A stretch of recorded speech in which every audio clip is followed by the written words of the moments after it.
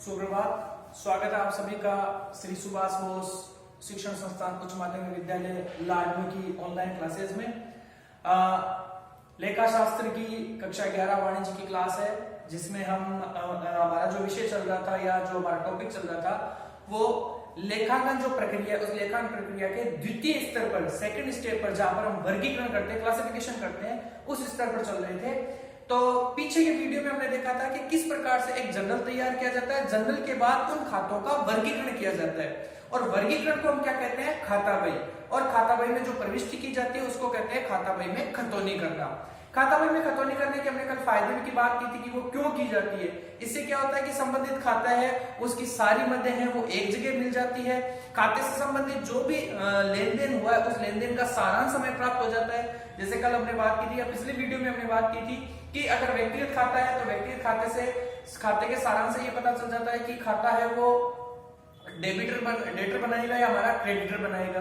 ठीक है, इस तरह से वस्तुगत खातों में वस्तु का शेष पता चल जाता है। इस तरह से खातों में सब कुछ चीजों का जो सारांश है वो प्राप्त हो जाता है। आज के वीडियो में बात करेंगे कि खाता बही में खतौनी है वो कैसे की जाती है, क्या नियम है खाता बही में खतौनी करने के। जैसे पिछली वीडियो में हमने बात की थी कि फॉर्मेट क्या होता है, हमने लेजर का फॉर्मेट देखा था, टी फॉर्मेट देखा था, जिसमें right hand side left hand side होता है। फर्स्ट कॉलम डेट का होता है, सेकंड पर्टिकुलर, फिर जेएफ और उसके बाद अमाउंट, और यही कॉलम है वो क्रेडिट साइड में होते हैं, डेट, पर्टिकुलर, जेएफ और अमाउंट। आज हम बात करते हैं खतौनी करने के नियम। सबसे पहला नियम और सबसे इंपॉर्टेंट बात, सर्वप्रथम खाता बही में सभी लेनदेनों के खाते खोले जाएंगे जो लेन देन जनरल में लिखे गए हैं, जैसे रोकड़ खाता, किराया खाता, पूंजी खाता आदि।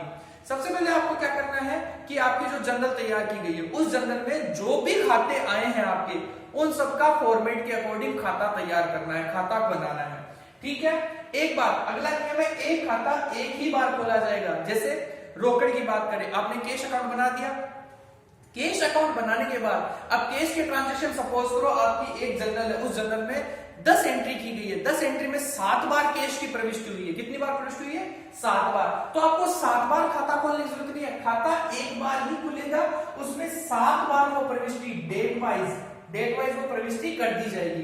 तो एक खाता एक बार ही खोला जाएगा, दूसरा नियम।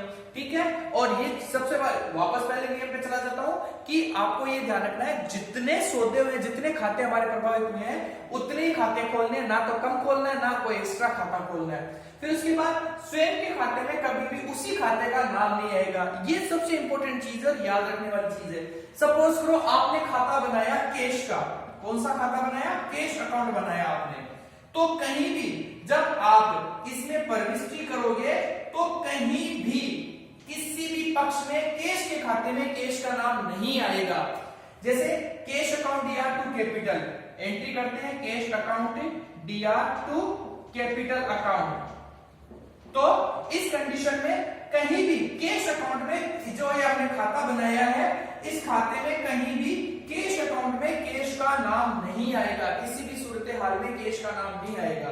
तो फिर आपको कंफ्यूजन होगा, सर फिर कौन सा नाम आएगा? नाम आएगा इसका विपरीत पक्ष।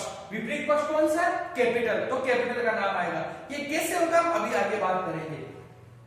तीसरा नियम, प्रत्येक खाते के ऊपर उसका शीर्षक लिखा जाएगा। जैसे मैंने ये खाता कौन सा बनाया? कैश अकाउंट बनाया, तो मैंने उसकी हेडिंग लगा दी है, कौन सा खाता है? Cash account. इसको आपको मोटे रेड पेन से या ब्लैक पेन से लिखना है ताकि हमें पता चल जाए कि ये खाता कौन सा है। उसके बाद खतौनी करते समय नाम पक्ष में प्रविष्टि टू शब्द के साथ लगाकर तथा जमा पक्ष में प्रविष्टि बाय शब्द लगाकर की जाएगी।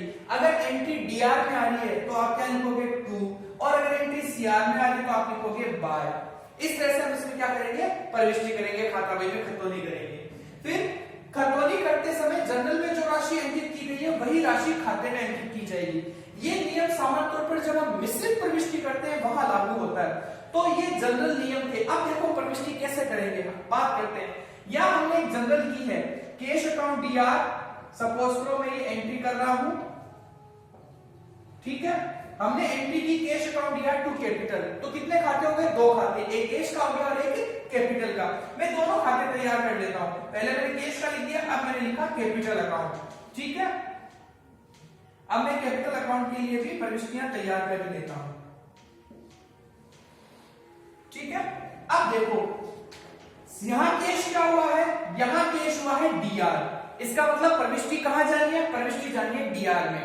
ठीक है, सबसे पहली बात ये कैश डीआर हुआ तो उसी पक्ष में एंट्री करनी है अपने को। तो यहाँ जनरल में देखते हैं कि कैश डीआर हुआ तो कैश के अकाउंट में किधर आएगी एंट्री, डीआर में, पहली बात। दूसरी बात डीआर में करना है तो टू शब्द का यूज करना है, सीआर में तो बाय, तो इसका मतलब यहाँ डीआर करना है तो इसका मतलब किसका यूज करेंगे, टू का। अब हमने क्या नियम लिखा कि स्वयं के खाते में स्वयं का नाम नहीं आता, दैट मींस कैश का अकाउंट है तो कैश के अकाउंट में कैश का नाम तो आएगा नहीं, तो फिर प्रॉब्लम हो गई सर कैश में कैश का नाम नहीं आएगा तो किसका आएगा, जिसका जो विपरीत पक्ष है वो नाम आएगा। विपरीत पक्ष में क्या है, कैपिटल नाम है, तो यहाँ क्या लिखेंगे, टू कैपिटल, क्या लिखेंगे, टू कैपिटल अकाउंट, और अमाउंट लिखेंगे यहाँ 2 लाख रुपए। बात आ गई समझ में, ठीक है। तो इस तरह से कैश में एंट्री होगी। अब हम बात करते हैं कैपिटल अकाउंट की। कैपिटल अकाउंट में प्रविष्टि कैसे करेंगे, सबसे पहले ये देखना है कि कैपिटल डेबिट हुआ है या क्रेडिट हुआ है। तो हम यहाँ देख रहे हैं कि कैपिटल क्या हुआ है, क्रेडिट हुआ है, तो इसका मतलब कैपिटल अकाउंट की किस साइड में एंट्री आएगी, क्रेडिट में एंट्री आएगी। तो मैंने यहाँ लिख दिया बाय, ठीक है। अब वही नियम कि खुद के खाते में खुद का नाम नहीं आता, तो यहाँ कैपिटल का विपरीत पक्ष कौन सा है, कैश अकाउंट है। कैपिटल का विपरीत पक्ष कौन सा है, कैश है, तो कैश में यहाँ एंट्री क्या आएगी, कैश कैपिटल के अकाउंट में एंट्री आएगी बाय कैश अकाउंट, और अमाउंट आएगी 2 लाख।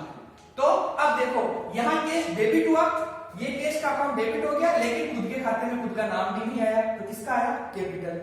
यहाँ कैपिटल है वो डेबिट क्रेडिट हुआ, तो कैपिटल का खाता यहाँ देखो मैंने क्रेडिट कर दिया, कैपिटल में कैपिटल का नाम दिया, खाता भी क्रेडिट हो गया, तो किसके नाम के साथ आया, कैश के नाम के साथ। तो इस तरह से खाता बही में खतौनी की जाती है। बात आई समझ में, तो खाता बही की सामान्य नियम है। अब हम बात करते हैं एक छोटी सी जो प्रॉब्लमेटिक बात होती है वो आती है मिश्रित प्रविष्टियों में। एक छोटी सी मिश्रित प्रविष्टि कर रहा हूं, ध्यान देना। मैंने एंट्री की रेंट अकाउंट डीआर 2000, ठीक है, और उसके बाद इंटरेस्ट अकाउंट डीआर 1000 रुपए, और टू कैश 3000, ये मैंने प्रविष्टि की। अब देखो हमारे पास कैश का अकाउंट तो ऑलरेडी खुला हुआ है, हमें वापस नहीं खोलना। हमने ये लिखा ना कि एक खाता एक बार ही खोला जाएगा, बार बार नहीं। कैश का अकाउंट तो खुला, यहाँ कैश डेबिट हुआ या क्रेडिट हुआ, यहाँ कैश हुआ है क्रेडिट, इसका मतलब एंट्री किधर जाएगी, इसके क्रेडिट में। तो क्रेडिट में विपरीत पक्ष, विपरीत 2 पक्ष है, ध्यान देना, विपरीत कितने पक्ष है, 2, एक रेंट का और एक इंटरेस्ट का। तो बाय रेंट अकाउंट और बाय इंटरेस्ट अकाउंट, मैं शॉर्ट में लिख रहा हूं, रेंट के आगे 2000 और इंटरेस्ट के आगे 1000, ठीक है। अब मैं एक बार के लिए जगह की माफी चाहता हूं, इसके लिए मैं इसको रद्द कर देता हूं। अब हमारे पास 2 अकाउंट और खोलने, एक मैंने खोला रेंट का अकाउंट,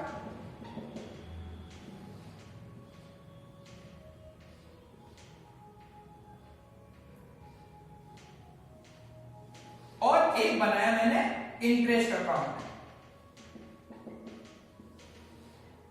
अब जो बात हमने सीखी थी कि खाते में, खुद के खाते में खुद की ही राशि आएगी, तो वो कैसे, अब यहां ध्यान देना। और ये केवल और केवल जो कंपाउंड एंट्री होती है, मिश्रित प्रविष्टि होती है, उसी के साथ ये प्रॉब्लम फेस करने को होती है, बाकी नहीं, ठीक है। तो मिश्रित प्रविष्टि के लिए हम देखो यहां कैसे करेंगे। मिश्रित प्रविष्टि के लिए अब देखो इसको समझना, कैश क्रेडिट हुआ था तो कैश अकाउंट को हमने क्रेडिट लिख दिया रेंट और इंटरेस्ट के नाम से। अब बात करते हैं इंटरेस्ट की, तो इंटरेस्ट अकाउंट है वो क्या हुआ, यहाँ पर इंटरेस्ट अकाउंट हुआ है डेबिट, इसका मतलब एंट्री किधर आएगी, डेबिट में, 2 लिख दिया। अब हम क्या, मैं क्या शब्द बोल रहा हूं, ध्यान सुनना, विपरीत पक्ष। तो रेंट का विपरीत पक्ष क्या है, कैश है, रेंट का विपरीत पक्ष क्या है, कैश, तो यहाँ आएगा टू कैश अकाउंट। अब बात वही है कि अमाउंट कौन सी लिखे, हमारे पास 2 ऑप्शन अमाउंट के, 1 और 2। यहां वो ध्यान देना है जैसे हमने यह बात की थी कि सबसे लास्ट में खतौनी करते समय जनरल में जो राशि अंकित की गई है वही राशि है अपने को खतौनी में अंकित करनी है, खाते में अंकित करनी है। तो यहां देखो टोटल 3000 खर्चा हुआ, बात बिल्कुल सही है, लेकिन पर्टिकुलर रेंट के लिए कितना खर्चा हुआ, पर्टिकुलर रेंट के लिए 2000 रुपए खर्च हुए। तो यहाँ प्रविष्टि टू कैश लिखकर कितनी अमाउंट से होगी, 2000 से। बात आगे समझ में। इसी तरह बात करते हैं इंटरेस्ट की। इंटरेस्ट कितना चुका है, यानी इंटरेस्ट डेबिट कितने से हुआ, 1000 से। यहाँ इंटरेस्ट डेबिट हुआ तो पक्ष तो कौन सा आएगा, डेबिट साइड, तो डेबिट साइड में 2 लिख दिया। अब इंटरेस्ट का विपरीत पक्ष कौन सा है, कैश है, तो इंटरेस्ट का विपरीत पक्ष कैश लिखेंगे, 2 कैश टू कैश अकाउंट। अब कैश अकाउंट में वही बात है, टोटल 3000 थे, लेकिन इंटरेस्ट के लिए कितना चुकाया गया, इंटरेस्ट के लिए 1000 रुपए का भुगतान किया गया, 1000 रुपए चुकाए गए। तो यहाँ पर कैश है वो कितने आएंगे, 1000 से। अब देखो यहाँ कैश में टोटल कितने इफेक्ट हो रहे थे, 3000 रुपए इफेक्ट हो रहे थे, ये 3000 रुपए की प्रविष्टि यहाँ हो गई। और यहाँ रेंट 2000 रुपए से था, माफी चाहता हूँ, और इंटरेस्ट है वो 1000 रुपए से था। तो रेंट 2000 से प्रविष्टि हो गई और इंटरेस्ट की है वो 1000 से प्रविष्टि हो गई। तो इस तरह से अपने को जो खाते हैं वो तैयार किए जाते हैं, सामान्य खातों के नियम है। तो इस तरह से आपको ये क्वेश्चन करने हैं। आपको एक होमवर्क में क्वेश्चन देता हूं, आपने जो जनरल वाला चैप्टर किया था, जनरल में लेखांकन समीकरण का पहला क्वेश्चन किया था, छोटा सा था। उस पहले क्वेश्चन की आपको पहले जनरल तैयार करनी है। जनरल तैयार करने के बाद आपको इस तरह से खाते बनाने हैं। खाते बनाने समय थोड़ी सी ये चीज ध्यान रख लेना कि आप थोड़ा सा एनालिसिस कर लेना, जनरल में पढ़ लेना कि खाते में कितनी बार एंट्रियां हुई है। 2-4 एंट्रियां हैं तो खाता 3 या 4 लाइन का बनाना है। ये नहीं कि आप पूरे पन्ने का खाता बना दो फिर नीचे वो बर्बाद हो जाए पन्ना, ऐसा नहीं करना आपको। जैसे मान लो कैश में 4 या 5 एंट्री है तो 3 या 4 लाइन का खाता बना दिया, ठीक है। उसी के बाद अगला रेंट का है, रेंट में मान लो 2 प्रविष्टियां हैं तो छोटा सा 3 लाइन का रेंट का अकाउंट बना दिया, ठीक है। और उसके बाद अलग अलग तो छोटे छोटे अपनी एंट्रियां पढ़ लेना कि कितनी एंट्री आप काम में ले रहे हो, उस हिसाब से आपको खाता बही में खतौनी करनी है, ठीक है। तो इस तरह से खाता बही में खतौनी करने के नियम। इसके बाद हम अगली जो क्लासेस होगी उनमें 1-2 न्यूमेरिकल क्वेश्चंस है, उनको सॉल्व करने की कोशिश करेंगे।